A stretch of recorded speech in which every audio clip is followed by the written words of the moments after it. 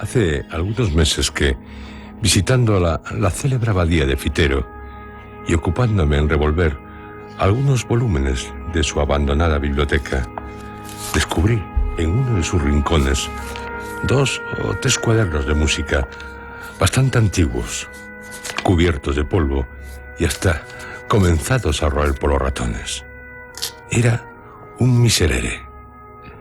Yo no sé música, pero le tengo tanta afición que, aun sin entenderla, suelo coger a veces la partitura de una ópera y me paso las horas muertas hojeando sus páginas, mirando los grupos de notas más o menos apiñadas, las rayas, los semicírculos, los triángulos y las especies de etcéteras que llaman llaves, y todo sin comprender una jota ni sacar maldito provecho. Esto fue, sin duda, lo que me llamó la atención primeramente, pero luego que me fijé un poco en las hojas de música, me chocó más aún el observar que en vez de esas palabras italianas que ponen en todas partes, como maestoso, allegro, ritardando, più vivo, a piacere, había unos renglones escritos con letra muy menuda y en alemán, de los cuales algunos servían para advertir cosas tan difíciles de hacer como esto. Crujen los huesos y de sus médulas ha de aparecer que salen los alaridos. O esta otra. La cuerda aúlla sin discordar. El metal atruena sin ensordecer. Por eso suena todo y no se confunde nada. Y todo es la humanidad que solloza y gime. O la más original de todas, sin duda, recomendaba al pie del último versículo. Las notas son huesos cubiertos de carne, lumbre inextinguible, los cielos y su armonía, fuerza y dulzura. ¿Sabéis qué es esto?, pregunté a un viejecito que me acompañaba al acabar de medio traducir estos renglones que parecían frases escritas por un loco. El anciano me contó la leyenda que voy a referiros. Hace ya muchos años, en una noche lluviosa y oscura, llegó a la puerta claustral de esta abadía un romero y pidió un poco de lumbre para secar sus ropas, un pedazo de pan con que satisfacer su hambre y un albergue cualquiera donde esperar la mañana y proseguir con la luz del sol su camino. Su modesta colación, su pobre lecho y su encendido hogar puso el hermano a quien esto demanda a disposición del caminante, al cual, después que se hubo repuesto de su cansancio, interrogó acerca del objeto de su romería y del punto a que se encaminaba. Respondió el interpelado: Yo soy músico. He nacido muy lejos de aquí y en mi patria gocé un día de gran renombre. En mi juventud hice de mi arte un arma poderosa de seducción y encendí con él pasiones que me arrastraron a un crimen. En mi vejez quiero convertir al bien las facultades que he empleado para el mal, redimiéndome por donde yo mismo pude condenarme. Como las enigmáticas palabras del desconocido no pareciesen del todo claras al hermano Lego, en quien ya comenzaba la curiosidad a despertarse, e instigado por ésta continuara en sus preguntas, su interlocutor prosiguió de este modo: Lloraba yo en el fondo de mi alma la culpa que había cometido. Mas al intentar pedirle a Dios misericordia, no encontraba palabras para expresar dignamente mi arrepentimiento, cuando un día se fijaron mis ojos por casualidad sobre un libro santo. Abrí aquel libro y en una de sus páginas encontré un gigante grito de contrición verdadera, un salmo de David, el que comienza: Miserere me, Deus.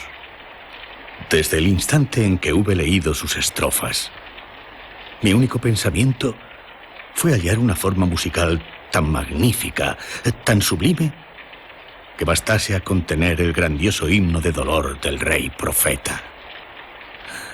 Aún no la he encontrado, pero si logro expresar lo que siento en mi corazón, lo que oigo confusamente en mi cabeza, estoy seguro de hacer un miserere tal y tan maravilloso que no hayan oído otro semejante los nacidos.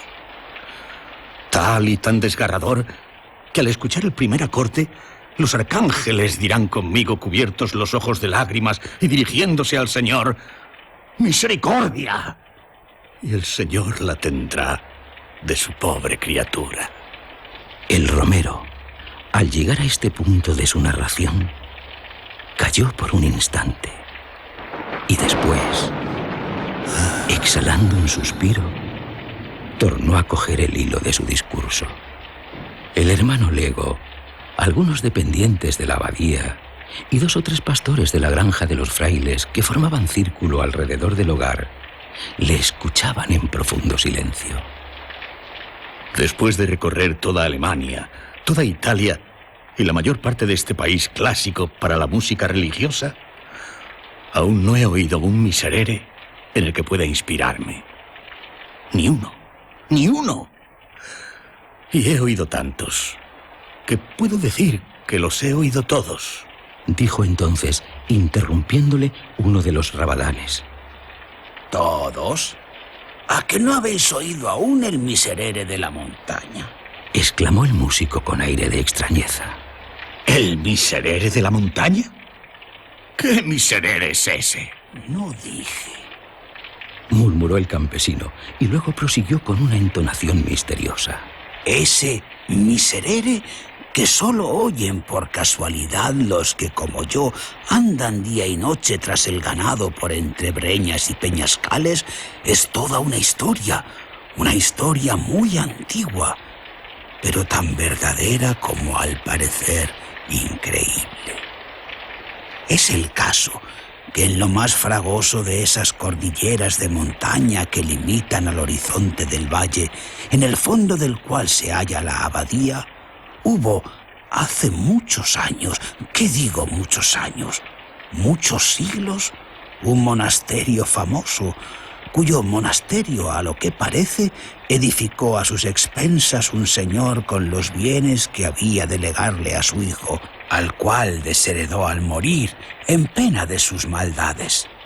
Hasta aquí todo fue bueno, pero es el caso que este hijo, que por lo que se verá más adelante, debió ser la piel del diablo, si no era el mismo diablo en persona, sabedor de que sus bienes estaban en poder de los religiosos y de que su castillo se había transformado en iglesia, reunió a unos cuantos bandoleros, camaradas suyos en la vida de perdición que emprendiera al abandonar la casa de sus padres, y una noche de Jueves Santo, en que los monjes se hallaban en el coro y en el punto y hora en que iban a comenzar o habían comenzado el miserere, pusieron fuego al monasterio, entraron a saco la iglesia y a este quiero, a aquel no, se dice que no dejaron fraile a vida. Después de esta atrocidad, se marcharon los bandidos y su instigador con ellos, a dónde no se sabe, a los profundos tal vez. Las llamas redujeron el monasterio a escombros. De la iglesia aún quedan en pie las ruinas sobre el cóncavo peñón de donde nace la cascada, que después de estrellarse de peñón en peñón, forma el riachuelo que viene a bañar los muros de esta abadía. Interrumpió impaciente el músico. Pero ¿y el miserere? Continuó con gran sorna el rabadán. Aguardaos, que todo irá por partes. Dicho lo cual, siguió así su historia. Las gentes de los contornos se escandalizaron del crimen. De padres a hijos y de hijos a nietos se refirió con horror en las largas noches de velada. Pero lo que mantiene más viva su memoria es que todos los años, Tal noche como en la que se consumó, se ven brillar luces a través de las rotas ventanas de la iglesia y se oyen como una especie de música extraña y unos cantos lúgubres y aterradores que se perciben a intervalos en las ráfagas de aire. Son los monjes, los cuales, muertos tal vez sin hallarse preparados para presentarse en el tribunal de Dios limpios de toda culpa, vienen aún del purgatorio a impetrar su misericordia cantando el Miserere. Los circunstantes se miraron unos a otros con muestras de incredulidad. Solo el romero, que parecía vivamente preocupado con la narración de la historia, preguntó con ansiedad al que la había referido. ¿Y decís que ese portento se repite aún? Dentro de 3 horas comenzará sin falta alguna, porque precisamente esta noche es la del Jueves Santo y acaban de dar las 8 en el reloj de la abadía. ¿A qué distancia se encuentra el monasterio? A 1 legua y media escasa. Exclamaron todos al ver que el romero, levantándose de su escaño y tomando el bordón, abandonaba el hogar para dirigirse a la puerta. ¿Pero qué hacéis? ¿A dónde vais con una noche como esta? Estáis dejado de la mano de Dios. ¿A dónde voy? A oír esa maravillosa música. A oír el grande, el verdadero Miserere. El Miserere de los que vuelven al mundo después de muertos y saben lo que es morir en el pecado. Y esto diciendo, desapareció de la vista del espantado lego y de los no menos atónitos pastores. El viento zumbaba y hacía crujir las puertas como si una mano poderosa pugnase por arrancarlas de sus quicios. La lluvia caía en turbiones, azotando los vidrios de las ventanas, y de cuando en cuando la luz de un relámpago iluminaba por un instante todo el horizonte que desde ella se descubría. Pasado el primer momento de estupor, ¡Está loco! ¡Está loco! y atizaron de nuevo la lumbre y se agruparon alrededor del hogar.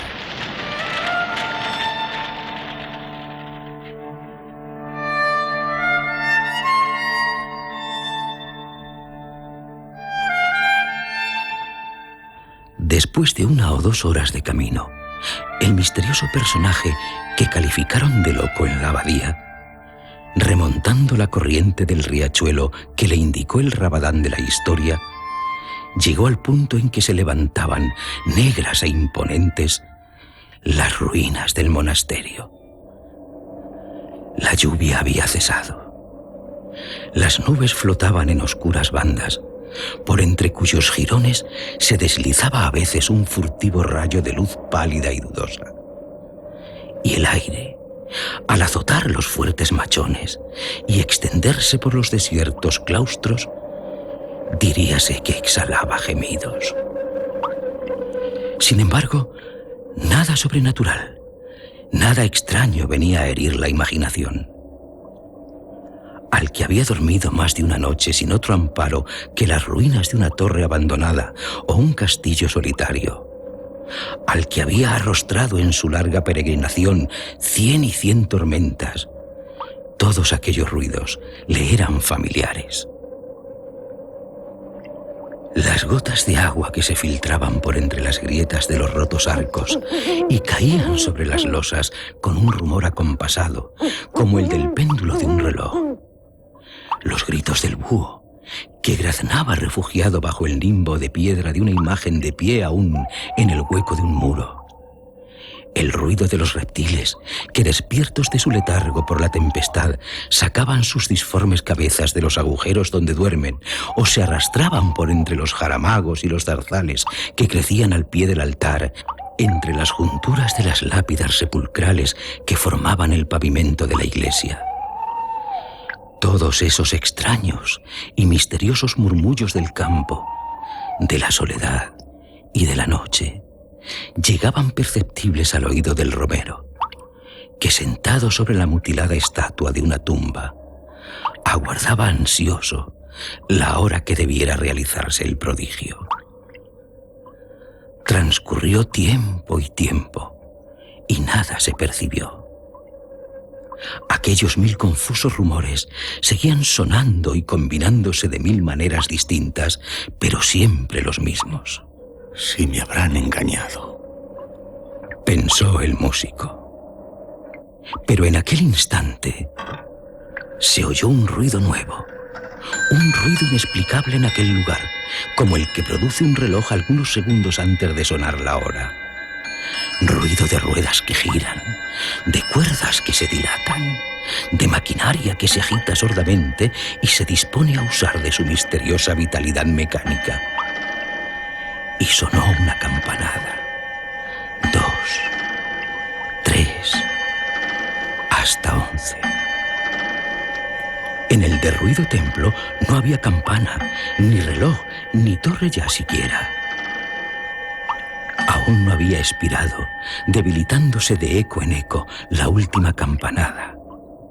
Todavía se escuchaba su vibración temblando en el aire, cuando los doseles de granito que cobijaban las esculturas, las gradas de mármol de los altares, los sillares de las ojivas, los calados antepechos del coro, los festones de tréboles de las cornisas, los negros machones de los muros, el pavimento, las bóvedas, la iglesia entera, comenzó a iluminarse espontáneamente, sin que se viese una antorcha, un cirio o una lámpara que derramase aquella insólita claridad. Parecía como un esqueleto de cuyos huesos amarillos se desprende ese gas fosfórico que brilla y humea en la oscuridad con una luz azulada, inquieta y medrosa. Todo pareció animarse, pero con ese movimiento galvánico que imprime a la muerte contracciones que parodian la vida.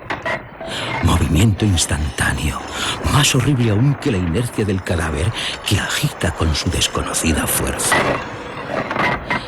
Las piedras se reunieron a las piedras. El ara, cuyos rotos fragmentos se veían antes esparcidos sin orden, se levantó intacta, como si acabase de dar en ella su último golpe de cincel el artífice. Y a par del ara, se levantaron las derribadas capillas, los rotos capiteles y las destrozadas e inmensas series de arcos que, cruzándose y entrelazándose caprichosamente entre sí, formaron con sus columnas un laberinto de pórfido. Una vez reedificado el templo, comenzó a oírse un acorde lejano que pudiera confundirse con el zumbido del aire, pero que era un conjunto de voces lejanas y graves que parecían salir del seno de la tierra e irse elevando poco a poco, haciéndose cada vez más perceptible. El osado peregrino comenzaba a tener miedo, pero con su miedo luchaba aún su fanatismo por todo lo desusado y maravilloso. Y alentado por él, dejó la tumba sobre la que reposaba. Se inclinó al borde del abismo, por entre cuyas rocas saltaba el torrente, despeñándose con un trueno incesante y espantoso, y sus cabellos se erizaron de horror.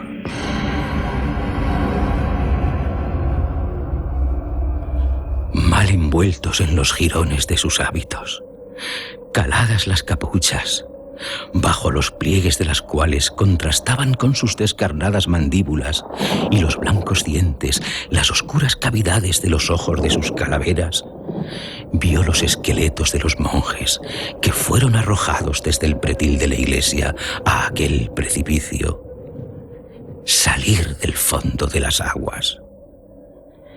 Y agarrándose con los largos dedos de sus manos de hueso a las grietas de las peñas, trepar por ellas hasta tocar el borde, diciendo en voz baja y sepulcral, pero con una desgarradora expresión de dolor, el primer versículo del Salmo de David.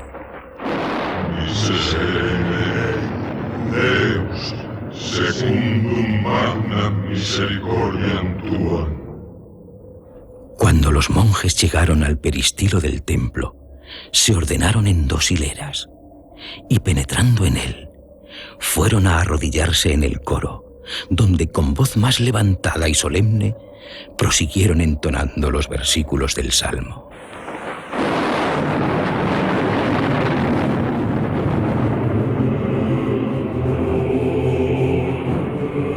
La música sonaba al compás de sus voces. Aquella música era el rumor distante del trueno que, desvanecida la tempestad, se alejaba murmurando. Era el zumbido del aire que gemía en la concavidad del monte. Era el monótono ruido de la cascada que caía sobre las rocas, y la gota de agua que se filtraba, y el grito del búho escondido, y el roce de los reptiles inquietos. Todo esto era la música, y algo más que no puede explicarse ni apenas concebirse. Algo más que parecía como el eco de un órgano que acompañaba los versículos del gigante himno de contrición del rey salmista, con notas y acordes tan gigantes como sus palabras terribles. Siguió la ceremonia. El músico, que la presenciaba absorto y aterrado, creía estar fuera del mundo real, vivir en esa región fantástica del sueño en que todas las cosas se revisten de formas extrañas y fenomenales. Un sacudimiento terrible vino a sacarle de aquel estupor que embargaba todas las facultades de su espíritu. Sus nervios saltaron al impulso de una conmoción fortísima. Sus dientes chocaron, agitándose con un temblor imposible de reprimir, y el frío penetró hasta la médula de sus huesos. Los monjes pronunciaban en aquel instante estas espantosas palabras del Miserere. Iniquitatibus conceptus sum. Et impecatis concepit me mater mea. Fui formado en la maldad, y en pecado me concibió mi madre.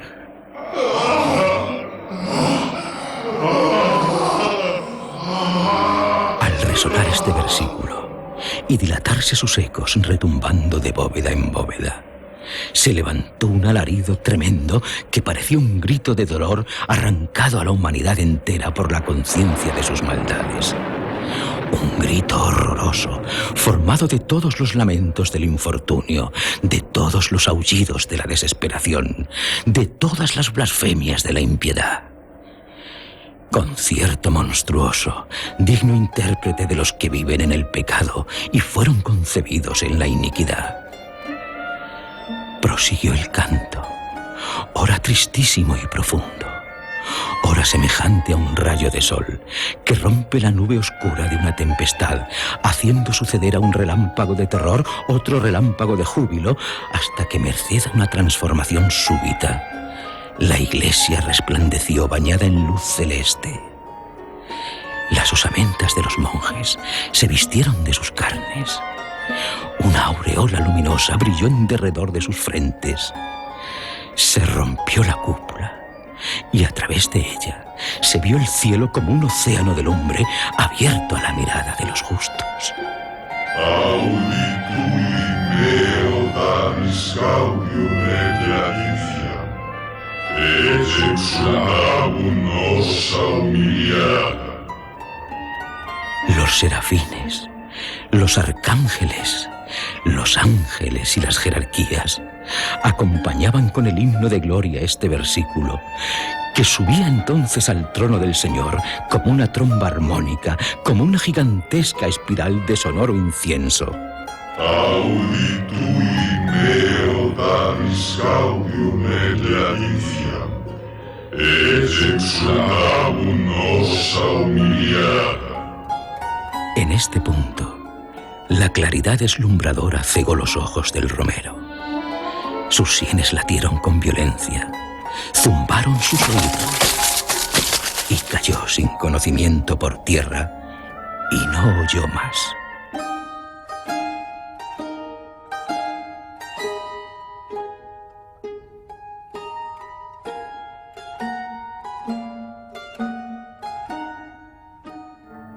Al día siguiente, los pacíficos monjes de la abadía de Fitero, a quienes el hermano Lego había dado cuenta de la extraña visita de la noche anterior, vieron entrar por sus puertas, pálido y como fuera de sí, al desconocido Romero.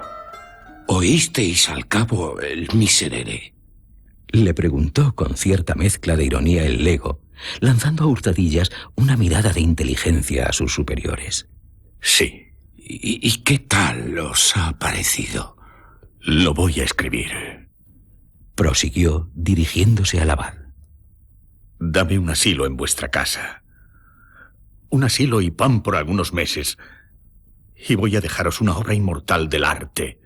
Un miserere que borre mis culpas a los ojos de Dios, eternice mi memoria y eternice con ella la de esta abadía. Los monjes, por curiosidad, aconsejaron al abad que accediese a su demanda. El abad, por compasión, aun creyéndole un loco, accedió al fin a ella. Y el músico, instalado ya en el monasterio, comenzó su obra. Noche y día trabajaba con un afán incesante. En mitad de su tarea se paraba y parecía como escuchar algo que sonaba en su imaginación. Y se dilataban sus pupilas, saltaba en el asiento y exclamaba: ¡Eso es! ¡Así! ¡Así! ¡No hay duda! ¡Así! Y proseguía escribiendo notas con una rapidez febril que dio en más de una ocasión que admirar a los que le observaban sin ser vistos. Escribió los primeros versículos y los siguientes y hasta la mitad del salmo. Pero al llegar al último que había oído en la montaña, le fue imposible proseguir. Escribió 1, 2, 100, 200 borradores. Todo inútil. Su música no se parecía a aquella música ya anotada. Y el sueño huyó de sus párpados, y perdió el apetito, y la fiebre se apoderó de su cabeza, y se volvió loco. Y se murió, en fin, sin poder terminar el miserere, que como una cosa extraña, guardaron los frailes a su muerte, y aún se conserva hoy en el archivo de la abadía. Cuando el viejecito concluyó de contarme esta historia, no pude menos de volver otra vez los ojos al empolvado y antiguo manuscrito del miserere, que aún estaba abierto sobre una de las mesas. Impecatis concepit me mater mea. Estas eran las palabras de la página que tenía ante mi vista y que parecía mofarse de mí con sus notas, sus llaves y sus garabatos ininteligibles para los legos en la música. Por haberlas podido leer, hubiera dado un mundo. ¿Quién sabe si no será una locura?